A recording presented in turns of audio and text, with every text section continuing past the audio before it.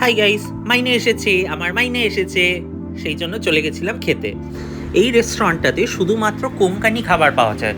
নাও তোমাদেরকে বলে রাখা উচিত, Konkan is basically the western coast from Maharashtra till Goa.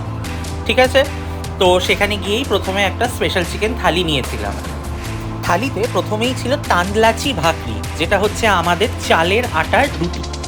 তার সাথে ছিল চিকেন বিরিয়ানি, এটা মহারাষ্ট্রিয়ান স্টাইল, একটা চিকেন ললিপপ যেটা পকোড়ার মতন, পেঁয়াজ, লেবু। তো শুরু করি শেষ থেকে। গুলাব জামুন ছিল, এটা হচ্ছে সোলকারি। এই লাল ঝোলটাকে বলে তামড়া রাসা, এটা হচ্ছে কালেজি ফ্রাই, আর এটা চিকেন সুখা। এরপর এই কাঁচা লঙ্কার চাটনিটা যেটা দেখাবো সেটাকে বলা হয় থেতসা। এটা নিয়েও একটা আলাদা স্টোরি আছে।